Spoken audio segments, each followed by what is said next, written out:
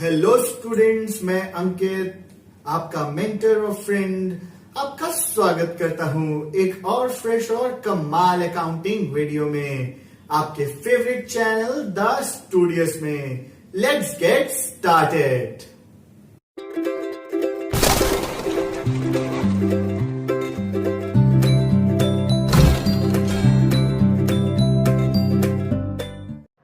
Hello students, welcome to your own channel the studious.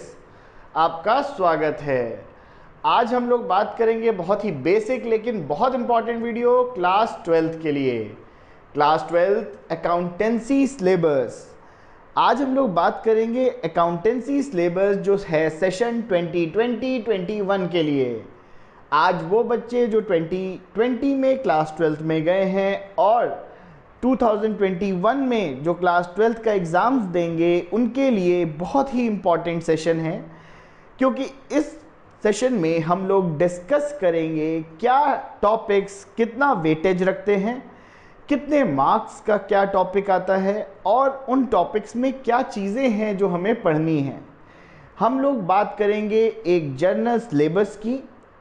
यहाँ पर मैं आपको बताऊँगा कि कितने मार्क्स का कौन सा टॉपिक आएगा और आप अपनी स्क्रीन्स पर देख सकते हैं कि यहाँ पर डिवीज़न ऑफ मार्क्स है। हम उस मार्क्स के डिवीज़न को और फर्दर डिवाइड करके आपको बताएंगे चैप्टर्स जिसमें आपको इम्पॉर्टेंट चीज़ें मिलेंगी और कौन कौन सी चीज़ें आपको अपने बोर्ड एग्जामिनेशंस के लिए तैयार करनी है। सीबीएसई और आईसीएसई दोनों ही कैरिकुलम हम लोग कवर कर रहे हैं। तो सबसे पहले हम लोग बात करेंगे सीबीएसई बोर्ड की और उसके बाद हम बात करेंगे आईएससी बोर्ड की। बेसिकली आईसीएसई ही जब 11th में जाते हैं स्टूडेंट्स तो वो आईएससी बोर्ड हो जाता है। और आईएससी बोर्ड और सीबीएसई बोर्ड में बहुत बड़ा अंतर नहीं है बेटा। 90% of the syllabus is almost the same. कुछ छोटी मोटी चीज़ें हैं जो अलग हैं, जो हम लोग आगे वीडियो में डिस्कस करेंगे। पहले मैं बात करता हूँ सीबीएसई बोर्ड की। सीबीएसई बोर्ड आपका पेपर आता है 80 मार्क्स का, जो आपका रिटन पेपर है, और 20 मार्क्स आपको मिलते हैं प्रोजेक्ट, यानी इन टोटल हो गए आपके 100 मार्क्स। यहाँ पे प्रोजेक्ट के मार्क्स भी इतने आसानी से नहीं मिलते, क्योंकि अब प्रोजेक्ट्स को लेने में और प्रोजेक्ट कंडक्ट करने में चीज़ें बदल गई हैं। वो अभी मैं आगे आपको वीडियो में बताऊँगा।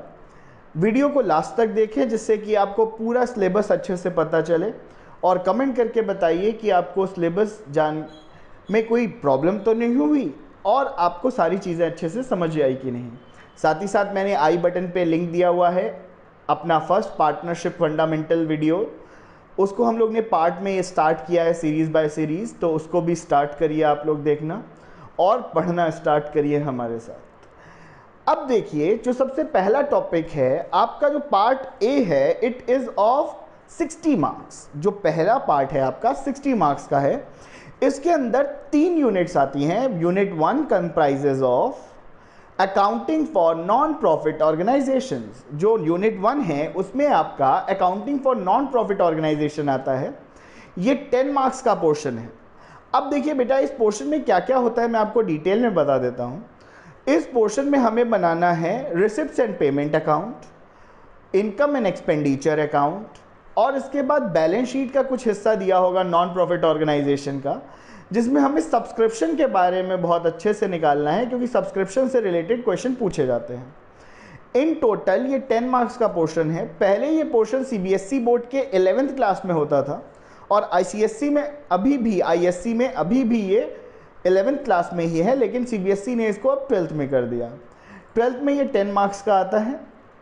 इसके बाद अभी मैं आपको एक वीडियो और बाद में बना कर दूंगा जो आपके एग्जामिनेशन पैटर्न पे होगी कि कितने मार्क्स का कौन सा क्वेश्चन किस टाइप से आता है, मल्टीपल चॉइस क्वेश्चंस या जो भी। लेकिन अभी बहुत उसके लिए आपको पढ़ने की ज़रूरत है, तो पहले पढ़ाई स्टार्ट करिए, फिर उसके लिए भी वीडियो बनाया जाएगा आपके लिए। अब देखिए, जो यूनिट 2 है, unit 2 is the most important unit, क्योंकि ये है आपके 30 मार्क्स का। आप अपनी स्क्रीन पे देख ही सकते हैं, इसका नाम है अकाउंटिंग फॉर पार्टनरशिप फर्म्स। ये बहुत ही इंपॉर्टेंट एक यूनिट है जिसमें आपका लगभग पूरी एक बुक कंज्यूम हो जाती है। और ये यूनिट बहुत इंपॉर्टेंट इसलिए भी है क्योंकि ये 30 मार्क्स तो कंप्राइज करता ही है, लेकिन ये आपके इस अकाउंटेंसी के एग्जाम्स को मेक और ब्रेक करता है। यानी कि आप अगर पार्टनरशिप अच्छे से पढ़ लेंगे तो हो सकता है आपके 90s में आ जाए मार्क्स, और पार्टनरशिप में प्रॉब्लम है तो you can directly come to 60s। अब देखिए पार्टनरशिप में हम लोग पढ़ेंगे क्या क्या। पार्टनरशिप में सबसे पहले चैप्टर में हम लोग फंडामेंटल्स पढ़ेंगे, बेसिक्स, जिसमें हम लोग बात करेंगे what is basic partnership, types of partnership, partnership deed के बारे में पढ़ाई करेंगे। इसके बाद हम लोग पढ़ेंगे about profit and loss appropriation account, then calculation of interest on capital, calculation of interest on drawing, then past adjustments. उसके बाद हम लोग बात करेंगे distribution of profits, guarantee of profits and capital accounts of the partners. Capital accounts भी दो तरह के होते हैं, फिक्स्ड एंड फ्लक्चुएटिंग, उसके बारे में बात होगी। इसके बाद जब हम सेकेंड चैप्टर में पहुंचेंगे तो वहां पे change in profit sharing ratio आएगा। Change in profit sharing ratio के बाद नेक्स्ट आपका पोर्शन आता है जो बहुत इंपॉर्टेंट पोर्शन है, जिसका नाम है आपका admission of a partner. Admission of a partner में रिवैल्यूएशन अकाउंट बनता है, बैलेंस शीट बनती है, पार्टनर्स कैपिटल अकाउंट बनता है। इसी तरह से retirement and death of a partner, जिसमें भी रिवैल्यूएशन बनता है, यहाँ पे डिसीज्ड पार्टनर का अकाउंट बनता है डेथ के केस में, और पार्टनर्स कैपिटल अकाउंट और बैलेंस शीट। लास्ट टॉपिक आता है आपका dissolution of a partnership firm. यहाँ पे पार्टनरशिप फर्म पूरी तरह से डिसॉल्व हो जाती है, यानी पार्टनर्स अब एग्री कर जाते हैं कि हमें पार्टनरशिप आगे कंटिन्यू नहीं करनी। तो उस केस में हम लोग नेक्स्ट एक बहुत इंपॉर्टेंट पोर्शन डिस्कस करते हैं, जिसमें हम लोग रियलाइजेशन अकाउंट बनाते हैं। यहाँ पर रियलाइजेशन अकाउंट बनता है और कैश अकाउंट बनता है, जिसमें हम लोग पार्टनर्स कैपिटल अकाउंट बनाकर फिर इसको क्लोज करते हैं। यहाँ बैलेंस शीट नहीं बनता, यहाँ बैलेंस शीट की जगह कैश अकाउंट बनता है। ये हो गया आपका यूनिट 2 ओवर। इसके बाद आता है यूनिट 3। यूनिट 3 के अंदर देखिए बेटा, आप लोग बहुत इंपॉर्टेंट पोर्शन समझ लीजिए। यूनिट 3 में आप लोग पढ़ेंगे कंपनी अकाउंट्स के बारे में। कंपनी अकाउंट्स बेसिकली यहाँ पर कंपनी से रिलेटेड जितने भी वर्क, जैसे issue of share, at premium, at par, at discount, ये अलग अलग टॉपिक्स हैं। Then forfeiture. फॉरफीचर एक ऐसी सिचुएशन होती है जब कभी कोई एप्लीकेंट अपने पैसे को नहीं दे पाता, जो पैसे उससे ड्यू हैं वो नहीं दे पाता, और उसके शेयर क्या हो जाते हैं, वापस ले लिए जाते हैं। That is known as forfeiture.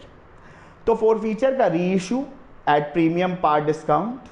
साथ ही साथ डिबेंचर्स। डिबेंचर्स के बारे में आप जानते हैं, डिबेंचर्स एक तरह के लोन होते हैं जो जनरल पब्लिक से कंपनीज लेती हैं। ये शेयर्स के पहले पे ऑफ करने पड़ते हैं। तो डिबेंचर्स का इशू, उसका रिडेम्पशन, डिबेंचर्स का रिडेम्पशन रिजर्व, ये सारी हम लोग पढ़ेंगे। इनके ट्रीटमेंट के बारे में, जनरल एंट्रीज के बारे में हम लोग जानेंगे। ये आपका होता है 20 मार्क्स का, यानी कि ये पूरा का पूरा यूनिट अगर आप सम अप करते हैं तो 10 + 30 यानी 40, 40 + 20 यानी कि 60 मार्क्स। पहला पार्ट ओवर हो गया आपका। पार्ट 2 बेसिकली में दो चॉइसेस हैं।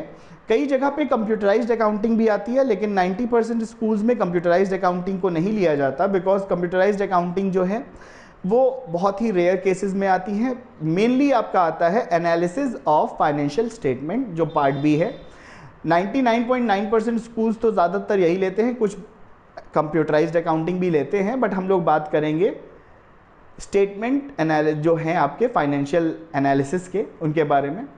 अब देखिए जो यूनिट 2 है, यानी कि पार्ट 2 है आपका, पार्ट बी में आपका 20 मार्क्स का पोर्शन कवर होता है। Part B basically consist of 20 marks. Here we discuss about the analysis of financial statement. अब फाइनेंशियल स्टेटमेंट में एनालिसिस में हम लोग क्या क्या पढ़ते हैं यहाँ पर। पहली चीज़ यहाँ पर आती है आपकी रेशियो एनालिसिस। सेकंड आपके पास आता है common size statement, comparative statement, और ये पूरा का पूरा पोर्शन आपका 12 मार्क्स का आता है। इसमें आपका रेशियो एनालिसिस में जैसे डेप्ट इक्विटी रेशियो, सॉल्वेंसी रेशियो, ये सारी चीज़ें आप पढ़ेंगे। कंपैरेटिव में आप पढ़ेंगे कि 2 ईयर्स के बीच में comparison, percentage changes and everything. और एक जो इसके बाद नेक्स्ट चैप्टर है वो है कैश फ्लो स्टेटमेंट। ये 8 मार्क्स का आता है, टोटल हो गया 20 आपका। तो ये हो गया 60 + 20 रिटन पेपर आपका ओवर 80 मार्क्स का। 3 आवर्स का टाइम होता है इसको फिनिश करने के लिए। इसके बाद प्रोजेक्ट वर्क पे आते हैं बेटा। प्रोजेक्ट वर्क भी बहुत इंपॉर्टेंट रोल प्ले करता है। 20 मार्क्स आपके एक ह्यूज डिफरेंस कर सकते हैं आपके एक वंडरफुल स्कोर और एक एवरेज स्कोर में। तो अब जो पहले प्रोजेक्ट वर्क बहुत इजी से 2018-19 हम लोगों को मिल जाता था, अब सीबीएसई बोर्ड ने क्या कर दिया, इसको 3 पार्ट्स में बाइफरकेट कर दिया है या इसको स्ट्रक्चरली डिवाइड कर दिया है। इसमें सबसे पहले इन्होंने फाइल के 4 मार्क्स रखे हैं, 4 मार्क्स फॉर द फाइल। इसके बाद इन्होंने नेक्स्ट 12 मार्क्स का एक टेस्ट स्टार्ट कर दिया है जो आपके पार्ट बी रेशियो एनालिसिस और कैश फ्लो स्टेटमेंट वगैरह से ही मिक्स करके आता है, और एक थर्ड वाइवा वॉइस यानी कि एक आपका वाइवा का एग्ज़ाम जो एक्सटर्नल एग्जामिनर के साथ होता है वो 4 मार्क्स का, यानी ये टोटल हो गया 20। तो ये पूरा पोर्शन कंप्लीट होकर 100 मार्क्स का पेपर आपका बनाता है। और I guarantee you, if you study in a proper manner along with me, you will score very good marks and you will be having a wonderful score in your board examination. Next, हम लोग अब बात करेंगे comparison with the ISC board students. ISC board students में क्या comparison है, क्या चीज़ें उनके में अलग हैं। मैंने जैसे पहले ही आपको बताया था बेटा 90% of the syllabus is same. आप 11th में ही पढ़कर आते हैं accounting for non profit organisation, इसीलिए आपके इस पार्ट में ये चैप्टर आपके लिए एक्सक्लूडेड होता है। इसके अलावा पार्टनरशिप पूरी है आपके में, जैसे पार्टनरशिप सीबीएसई बोर्ड में आती है वैसे ही आपके में भी पार्टनरशिप पूरी आती है। इसके बाद नेक्स्ट आपका जो मैंने बताया कंपनी अकाउंट्स पूरा आता है आपका, रेशियो एनालिसिस पूरा, comparative statement, common size statement पहले से ही आईसीएससी का पार्ट था, सीबीएसई ने इसे बाद में इंक्लूड कर लिया है। उसके अलावा कैश फ्लो स्टेटमेंट भी इनका पार्ट है। इनमें एक फंड फ्लो स्टेटमेंट का भी जिक्र है जो थोड़ा बहुत इन लोग टच करते हैं, लेकिन मेनली कैश फ्लो स्टेटमेंट ही आता है। प्रोजेक्ट वर्क में आईसीएससी का प्रोजेक्ट वर्क, आईएससी का प्रोजेक्ट वर्क कंपैरेटिवली ईजी है एज़ कम्पेयर टू सीबीएसई, क्योंकि वहाँ पे 20 मार्क्स की जो भी प्रोजेक्ट होती है वो इंटरनल होती है, केवल वाइवा के लिए एग्जामिनर बाहर से आता है। So I hope this video was clear to you. Video कैसा लगा कमेंट करके मुझे बताइए। वीडियो अच्छा लगा तो लाइक करिए, सब्सक्राइब करिए अपने चैनल को और नोटिफिकेशन बेल आइकन दबाइए जिससे कि आपको सारे के सारे नोटिफिकेशंस तुरंत मिल सके जैसे ही मैं अपनी वीडियो को अपलोड करूं। Stay doing, stay healthy and keep yourself safe, stay at home. Thank you.